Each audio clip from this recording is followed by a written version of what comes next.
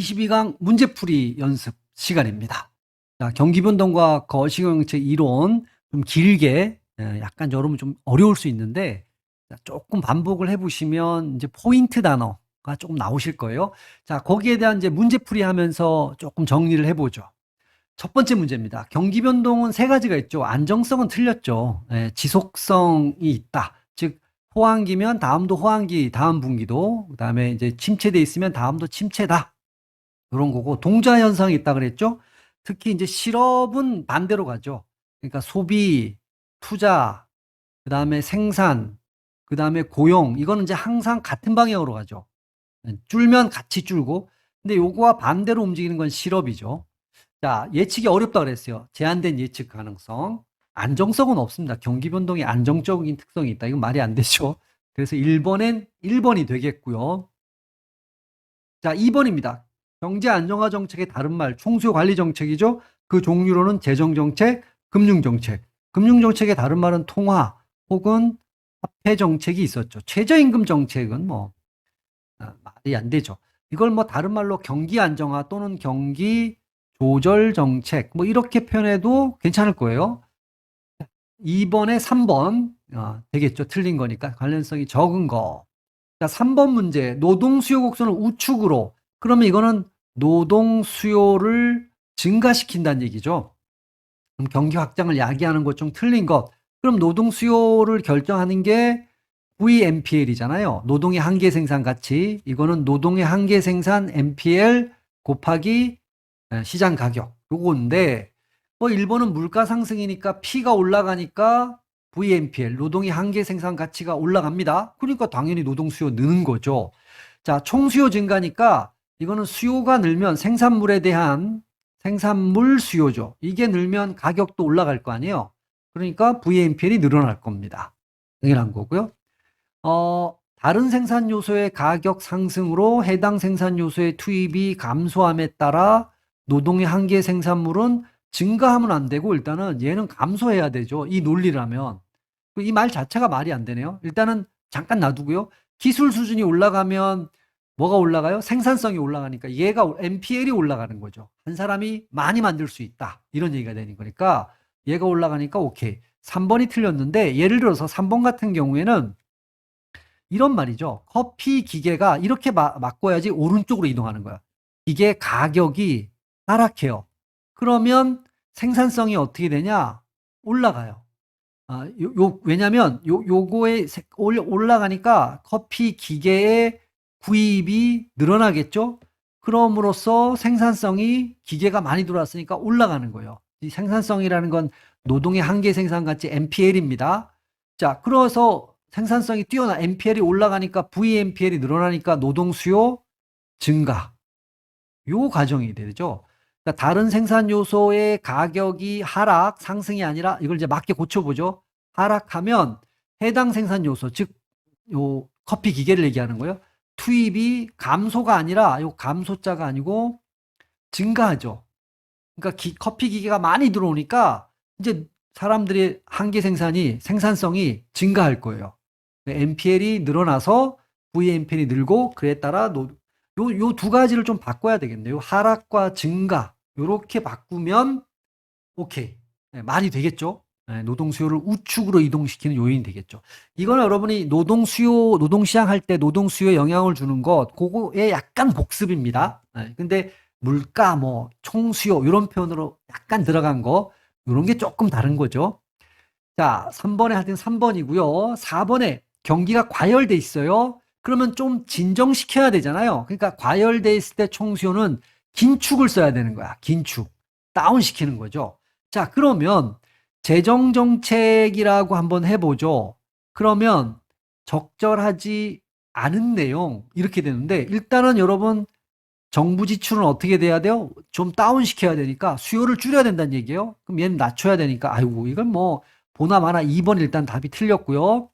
세금은 인상해야 되죠. 세금은 인상해야 되고 금리도 인상해야 돼요. 이제 통화정책으로 또 한번 가보죠. 통화정책은 결과적으로는 금리, 즉 이자율을 바꾸는 건데 자, 이자율을 경기가 과열돼 있으니까 이자율을 올려야 되는 겁니다. 그래야지만 투자가 조금 진정이 될 거예요. 그래야지 수요가 좀 다운시켜지는 거죠.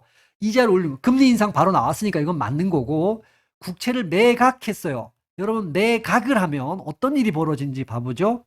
여기에 중앙은행, 한국은행이 있고, 여기에 시중은행이 있어요. 여기다가 매각, 그럼 국채가 은행으로 가는 거죠. 그죠? 그러면 은행에 있는 돈이 중앙은행 쪽으로 갈 거 아니에요.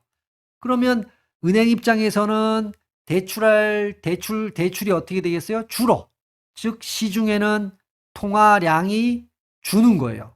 통화가 줄면 이자율이 어떻게 될까요? 공급이, 통화량이라는 건 통화 화폐 공급이니까, 화폐 공급이 줄면 이자율은 당연히 올라가는 거잖아요. 오케이. 국채 매각은 이자율을 올립니다. 자, 그래서 큰 문제 될 건 없죠. 그래서 이 국채와 관련해서 빨리 간다 그러면, 사들이면 이자율을 낮추고요. 이거는 경기 안 좋을 때 해줘야 되는 거야. 매각. 국채를 팔면 이건 오히려 경기를 좀 다운시키고 싶을 때 하는 거죠. 4번에 2번이 되겠습니다. 그래서 가장 상관없는 거 5번 문제 가죠. 경기 변동 이론에 대한 설명 중 가장 옳은 겁니다. 통화 공급 감소는 물가를 상승시키고, 여러분 여기서 이제 한번 가보세요. MV는 PY, 화폐 수량설, 요 V하고 Y는 고정시켜 놓고 M을 이렇게 줄이잖아요. 그러면 P도 당연히 줄죠. 그러니까 물가를 상승시킨다라는 말이 안 돼요. 이걸 맞게 고친다 그러면 물가를 하락시키죠. 자, 또 하나, 통화 공급이 감소했으니까 요 이자율은 어떻게 될까요? 돈의 가격이 이자율이잖아요. 그럼 이자율은 올라가죠. 공급이 줄면 가격은 올라가야 되잖아요. 파는 게 적으니까, 그죠? 귀해지잖아. 그러니까 이자율이 하락이 아니라 상승이 되는 거죠. 그래서 총 생산을 어떻게 돼요? 감소가 되는 거죠. 여러분, 통화 공급을 감소시킨다라는 건 긴축적 통화 정책을 한다는 거예요. 그러니까 생산을 좀 줄이고 싶은 거야. 진정시키고 싶은 거야. 수요를 줄여서. 자, 이렇게 가야지 정확하게 맞는 표현이 되겠죠? 야성적 충동이 있었죠? 이거는 경기 변동은 사기 실현적 예언이 있다 그랬잖아요. 야성 충동이라는 건 미래에 대한 기대인데, 잘 될 거야! 그러면 잘 되는 행동을 한단 말이에요. 그러면 당연히 실질적으로 그 결과가 오죠. 오케이. 5번에 2번이 정확하게 맞는 표현이 되겠죠. 실물 경기 변동 이론은 수요 충격을 아니죠. 실물 경기는 수요 충격이 아니에요. 공급 쪽입니다. 공급 충격. 그래서 우리가 주로 배웠을 때 이게 기술과 관련돼 있죠. 기술 수준. 이게 이제 노동 수요 이렇게 갔던 거 여러분이 기억나실 겁니다. 또는 투자 이렇게 돼서, 실물은 수요가 아니고 공급. 오히려 수요 쪽이라 그러면 이 야성적 충동과 연결이 되는 거죠. 자, 금융시장 혼란은 투자와 소비를 증가시킬 수가 없죠. 금융시장이 어지러워, 문제가 있어. 그러면 감소되는 거죠. 총생산이 어떻게 이제 감소되면 총생산은 증가하지 않고 감소하겠죠. 당연히. 그러니까 이건 말이 안 되는 부분이죠. 자, 그래서 5번에는 2번이 되겠습니다. 전반적으로 여러분 뭐 좀 어려운 것 같긴 하지만, 논리적으로 한 번씩 좀 따져보시면, 실물이라 그랬으니까 공급 이런 느낌으로 한번 생각해보고, 공급과 관련된 거 기술 뭐 이렇게 제가 이제 이론편에서 강조해 드렸잖아요. 이렇게 좀 바꿔보시면 되겠고, 요것도 통화 공급, 통화량이 줄었는데 그럼 화폐 시장에서 화폐 수요 공급 요거 생각하시면 돼요. 공급이 감소하면 그 가격은, 이자율은 떨어질 거야. 요 물가하고 연관할 때는 화폐 수량설, 항상 M과 P는 같은 방향으로 움직인다라는 걸 화폐 수량설에서 계속 배우셨잖아요. 오케이. 이제 그렇게 이해해 두시면 쉽게 가죠. 그러니까 여러분은 이 가격 얘기를 할 때 항상 너무 그러니까 복잡하게 생각할 필요 없어요. 수요 공급이 있고 가격이 있단 말이에요. 그러니까 얘는 공급 법칙에 의해서 같은 방향으로 움직이고 수요는 반대로 움직이잖아요. 그러니까 공급이 줄면, 여기에서는 이제 이 공급 법칙이고 가격이 먼저 움직였을 때 이런 것 때문에 조금 헷갈릴 수 있는데, 지금 여기에서는 이게 먼저 주는 거야. 공급이 줄어. 그러면 어떻게 생각하시면 되냐면, 그러면 양이 없네. 양이 없으면 희소하네. 귀하네. 귀한 놈은 뭐예요? 몸값이 비싸겠지. 그 가격이 비싸지겠지. 이렇게 생각하시면 돼요. 아주 간단하게 생각하시면 되죠. 양이 많아 적어. 이렇게. 5번에 그래서 결론은 2번이고요. 6번 문제 갈게요. 경기 안정화 정책 뭔지 아시겠죠? 거리가 먼 것 이렇게 되면 조세하고 정부 지출은 재정 정책이 되는 거죠. 자, 통화량은 통화 정책이 되는 겁니다. 금융 정책이라 좋습니다. 최저임금제하고는 아무 상관이 없죠. 6번에 4번이 되겠죠. 7번 가보죠. 경기 변동인데 가장 옳지 않은 겁니다. 경기 확장기에는 경기가 좋아지고 있어요. 그러면 소비 지출이나 투자 지출 등은 추세보다 빠르게 증가하고 실업률은 감소한다. 여러분 맞을까요? 경기가 추세선보다 이렇게 위에 있는 거야. 위에. 더. 그러니까 잠재 GDP보다 실제 GDP가 훨씬 높아요. 더 높아. 그러면 수요가 막 소비 지출, 투자 지출 이런 것들이 굉장히 많이 증가하고 있다는 얘기잖아요. 그러면 투자를 많이 하니까 공급도 많이 되고 있고, 그러니까 노동시장에서 얘네는 수요란 말이에요. 수요가 늘고 있으니까 공급이 많아져. 공급이 많아지니까 고용도 많이 해. 노동 수요도 많이 해. 그러니까 실업률은 줄고 있죠. 이건 당연히 확장기의 분위기입니다. 당연히. 경기 변동과 진폭의 주기가 일정하지 않기 때문에 경기 침체의 종료 시점이나 시작 시점은 예측하기 쉽지 않다. 거의 불가능에 가깝습니다. 언제 침체가 시작되고 언제 끝나냐. 이거 알면 신이죠, 거의. 이건 뭐 당연히 맞는 말입니다. 7번은. 자, 3번. 현재가 경기 확장기라면 1번과 똑같네요. 대체로 다음 분기에도 확장이 지속될 가능성이. 현재가 수축기라면 다음 분기에도 이걸 이제 경기 변동의 특징 중에 지속성이란 특징으로 살펴봤잖아요. 지속될 가능성이 높다. 그렇죠. 이렇게 예측하는 게 합리적이다. 자, 호황기에는 앞으로도 호황이, 불황기에는 앞으로도 불황이 지속될 것이라 예측하는 것은 요게 틀렸죠. 요 비합리적이 아니라 이걸 뭐로 바꾸면 되냐면 합리적. 그렇죠. 이렇게 예측하는 게 합리적이에요. 지속성과도 연결이 되어져 있죠. 그래서 7번에 틀린 거 골라야 되니까 4번이 제일 거리가 먼 겁니다. 자, 8번 가보죠. 경기 조절 정책, 총수요 관리 정책, 경제 안정화 정책, 경기 안정화 정책, 재정 정책과 통화 정책이 있다. 적절하지 않은 것, 총수요 관리 정책을 통해 경기 변동의 진폭을 완화시키고자 하는, 그렇죠. 이 경기 정책의 핵심은 총 공급을 관리하는 게 아니에요. 총 수요를 관리하는 겁니다. 이건 이론에서 제가 충분히 설명드렸고, 정책 수단은 재정 정책과 통화 정책. 정책수단은 정부에 의해 수행된다. 이거 틀렸죠. 왜 틀린지 아시겠죠? 재정정책은 정부에 의해서 가는 게 맞는데 통화정책은 어디에 의해서 수행돼야 돼요? 중앙은행에 의해서 수행돼야 되죠. 그래서 이게 틀렸어요. 재정정책은 정부, 기획재정부, 통화정책은 중앙은행에서 수행된다. 이러면 정확하게 맞는 표현이죠. 어쨌든 8번에 2번은 적절하지 않은 표현입니다. 경기 침체가 됐어요.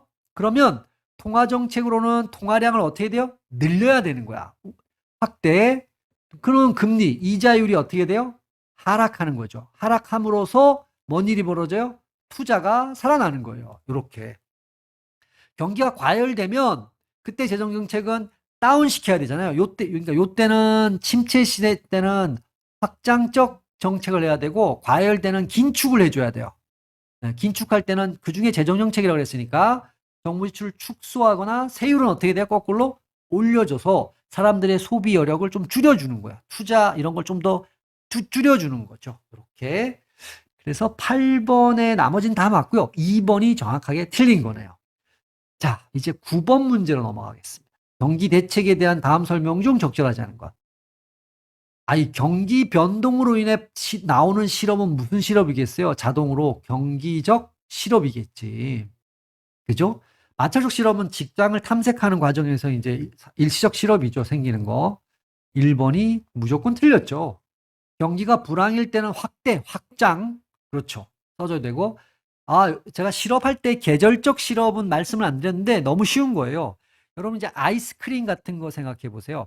여름에는 많이 팔려요. 근데 겨울이 되면 판매량이 줄죠. 그러니까 겨울에는 생산 라인을 적게 돌리니까 아무래도 고용을 줄일 거예요. 그럴 때 발생하는 게 이제 계절적 실업입니다. 경기와는 무관합니다. 계절적 실업은 경기와 관련된 건 경기적 실업이고 계절적 실업은 계절 때문에 발생하는 거예요. 그러니까 무관하게 발생하다 이 표현은 맞는 표현입니다. 실업률이 높을 때에는 그렇죠. 총수요 확대정. 여러분 실업률이 높다라는 거는 경기가 침체돼 있다라는 거예요. 그러면 무슨 정책이 필요해요? 확대 정책이 필요한 거예요. 총수요를 확대할 필요가 있다. 요점이 이거죠. 그 확대 정책은 이제 두 가지가 있죠. 재정 정책과 통화 정책 있다. 이렇게 여러분 이해해 두시면 됩니다. 9번에 그래서 틀린 거는 1번이 되겠죠. 10번 가보죠. 재정 정책이 경기 조절하는 경로 중 잘못된 걸 골라라. 이제 그림, 이론 강의 때 그 그림 제가 보여드렸는데 정부 구매가 증가합니다. 자, 그러면 총 수요가 느는 거죠. 정부 지출이 증가했으니까. 그러면 증가했으니까 더 많이 증가한다. 양의 승수 효과입니다. 그래서 얘가 증가하면 총 수요가 증가하는 거예요. 총 수요의 구성 항목 중에 하나잖아요. 그래서 총 생산이 증가하고 생산이 증가하니까 고용이 증가하는 거예요. 이건 양의 승수 효과라는 거. 증가니까. 정부 이전 지출 증가해요. 그러면 복지비가 많이 늘었다는 얘기잖아요. 국가가 나한테 공짜로 준 돈이 많아. 그럼 사람들이 쓸 소득이 증가하는 건 당연하잖아요. 그러니까 소비 지출 증가하는 겁니다. 그럼 여기까지가 지금 뭐 하는 거예요? 총 수요가 증가한 거예요. 그럼 양의 승수 효과 증가라 그랬으니까 똑같은 논리로 생산 고용 과정이 똑같죠. 자, 정부의 구매가 감소했어요. 이건 보다 하나 틀렸네요. 요거하고 1번하고 완전히 반대예요. 감소하면 이게 양의 승수 효과일 리가 없지. 음의 승수 효과죠. 그러니까 줄면 10억을 줄였으면 50억씩 막 준단 말이에요. 그럼 음의 승수 효과에 의해서 총 생산과 총 고용은 오히려 감소한다. 이렇게 바꿔야 되죠. 그러니까 두 가지를 바꿔야 되는데 출발은 이제 정부 구매의 감소입니다. 그럼 요 양이 아니라 요걸 음의 승수 효과라 그러고 그러면 준다는 얘기잖아요. 생산과 고용은 감소할 수밖에 없다. 조세를 증가시켰어요. 자, 이건 그러면 사람들이 쓸 돈이 없죠. 기업도 쓸 돈이 적어져요. 세금 낸 후에 이윤이 줄어들죠. 개인 입장에서도 소득이 줄어드는 거예요. 그러면 투자 지출 감소한다. 또 개인 입장에서는 소비 지출도 감소하는 거예요. 그러면 이제 음의 승수 효과죠. 음의 승수 효과에서 생산은 훨씬 많이 감소한다. 요건 맞는 표현이죠. 자, 여기 양의 승수 효과, 음의 승수 효과는 단순합니다. 증가했어? 그럼 양의 승수 효과로 증가하는 거예요. 그러니까 아주 간단하게 얘기하면 이런 얘기예요. 총 수요가 있으면 이런 얘기잖아요. 그냥 총 공급. 그럼 얘는 이제 고용과 연관되고 소득과 연관되잖아요. 이게 늘면 얘는 이만큼 늘어. 얘가 줄어. 그럼 이만큼 줄어. 이게 승수 효과예요. 는다, 더 많이 는다, 양의 승수 효과. 준다, 더 많이 준다, 음의 승수 효과. 이렇게 생각하시면 되죠. 이 총수에다 변화시키는 게 정부 지출, 여긴 통화 얘기 안 나왔지만 통화량을 통해서도 이제 총수요를 변화시킬 수가 있죠. 10번에 그래서 3번이 되겠습니다. 11번으로 가보죠. 경기 안정화 정책 설명이다. 가장 적절하지 않은 거. 통화 정책은 한국은행이 하는 게 맞죠. 재정 정책은 국회의 동의가 필요합니다. 세금 이런 거 관련됐기 때문에 당연히 맞습니다. 경기 변동 정도를 완화시키고자 하는 여기 틀죠. 총 공급이 아니고 이 공급자를 뭐로 바꿔야 돼요? 수요로 바꿔야 되죠. 수요를 관리하는 겁니다. 그래서 11번은 3번이 뭐 명확하게 틀렸습니다. 경기 침체 때는 어떻게 돼요? 확대를 해줘야 됩니다. 재정 정책이든 통화 정책이든 확장 내지는 확대 이 얘기를 해줘야 됩니다. 11번에 3번이 가장 적절하지 않습니다. 답이 되고요. 12번으로 넘어가 보죠. 시장의 힘을 여러분 경기가 이론편 잘 기억해 보시면 경기가 침체됐을 때 정부가 개입하는 게 경기 조절 정책이잖아요. 개입 안 하고 시장이 스스로 극복할 수 있는 걸 세 가지라고 말씀드렸어요. 근데 다만 그거는 시간이 좀 걸리죠. 첫 번째가 재고, 초과 재고가 시간이 지나면 소진이 돼. 그럼 재고가 다 소진됐으니까 이제부터 또 생산을 한다는 얘기죠. 두 번째가 기술이 혁신이 일어나. 기술 개발이 되는 거야. 진보에 의해서 기술 진보가 노동의 한계 생산 가치, 사람들이 생산성을 높여서 요 사이에는 이제 노동의 한계 생산을 높이는 거죠. 생산성을 높여서 한계 생산 가치를 높여서 노동 수요를 늘린다. 자, 그다음에 은행이 신용 공급, 돈을 대출해주고 대출에 따라서 기업은 그걸 가지고 투자하고 그래서 또 다시 살아난다. 이거였죠. 그러니까 12번에 3번은 명확하게 말이 안 되죠. 정부의 직접 지출 증가는 고용 맞는데 이거는 시장의 힘이 아니라 정부 정책, 정부의 개입에 의해서 이루어지는 거예요. 그렇죠? 시장의 힘이라는 거는 정부 개입 없이 이루어지는 거 1번, 2번, 4번 여기서 다시 한번 정리 딱 세 가지밖에 없으니까 요렇게 한다. 기억이 나실 거고요. 자, 12번 봤고요. 13번 넘어가겠습니다. 경기 변동에 대한 서술 중 옳지 않은 겁니다. 경기 변동은 단기적인 거라 그랬어요. 총생산이 잠재 총생산의 증가 추세를 중심으로 변동. 그렇죠? 자, 이제 그림도 이렇게 그렸잖아요. 이렇게 변하는 것이다. 경기 위축 시에는 가계의 소비가 감소하죠. 경기가 안 좋으니까 당연히 그럴 거 아니에요. 경기 변동의 특징으로 다양한 거시경제 지표의 동조성, 예측의 정확성, 확장 및 수축의 지속성, 여기가 틀렸죠. 예측의 제한성 내지는 예측의 어려움, 예측이 정확할 수가 없죠. 그렇죠? 특히나 경기 침체가 언제 시작하고 언제 끝나냐 뭐 이런 거는 거의 예측이 거의 불가능에 가깝죠. 정확성이라 그래서 틀린 겁니다. 13번도 요 부분 딱 요 부분이 틀렸네요. 경기 확장 시에는 잘 나가잖아요. 그러니까 노동 수요가 당연히 어떻게 되는 겁니까? 증가하는 건 당연한 거죠. 이거는 뭐 얘기할 필요가 없죠. 네. 자, 그래서 13번에 3번이 되겠습니다. 14번 가죠. 통화정책의 결과에 대해 잘못 설명한 걸 골라라. 여러분 이제 통화정책은 여기 이제 통화정책을 하는 방법은 두 가지가 있어요. 법정 지불 준비율 정책이 있죠.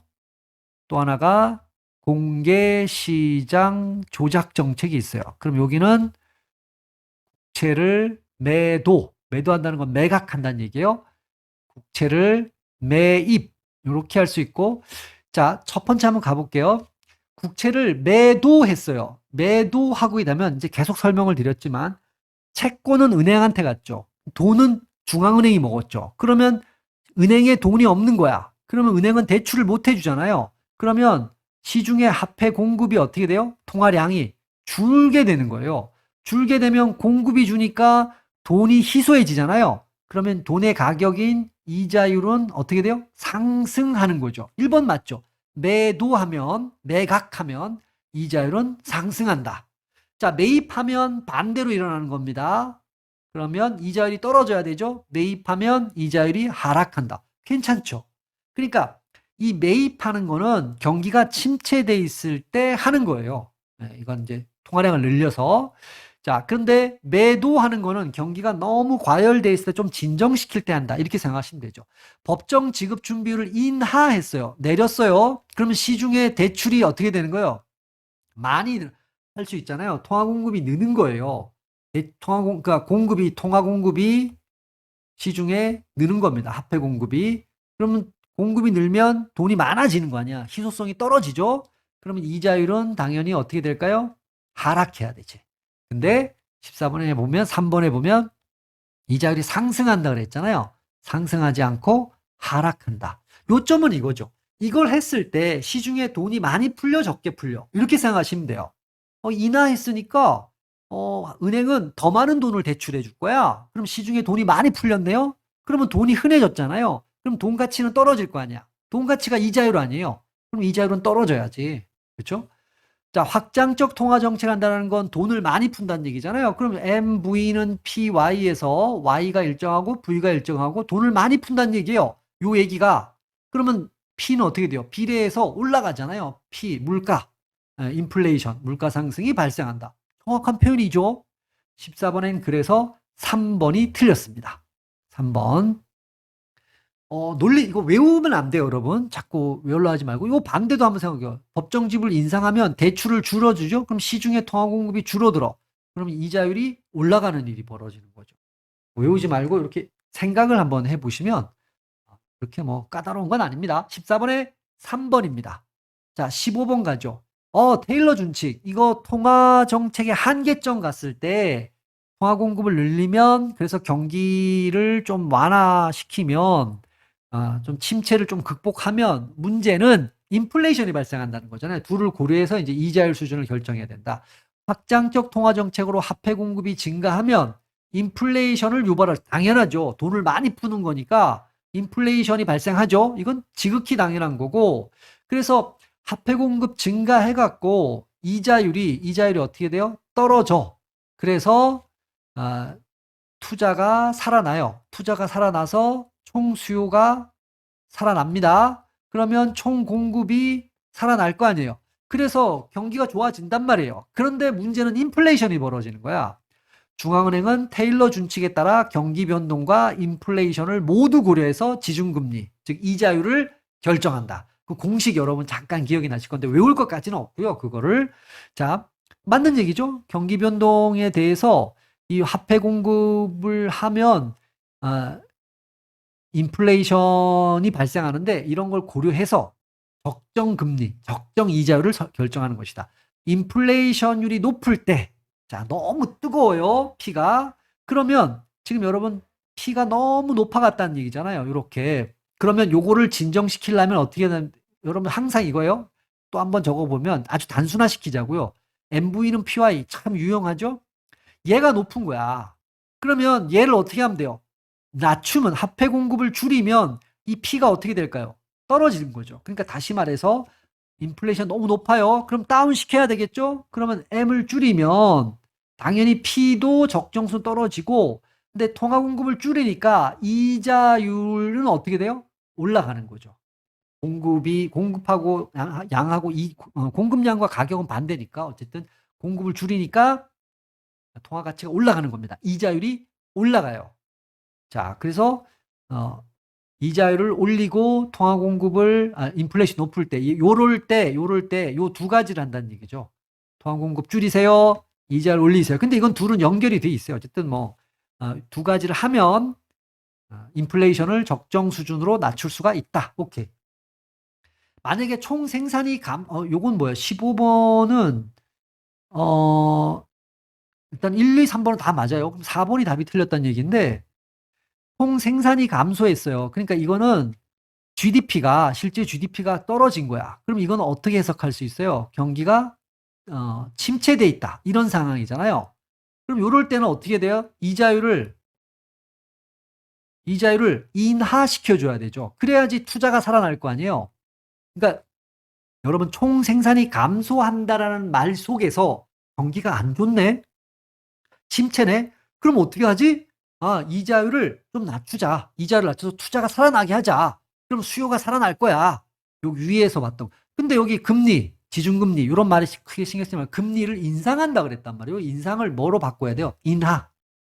금리를 낮추면 투자가 살아나서 경기 침체를 좀 완화시킬 수가 있다. 이렇게 되죠. 오케이.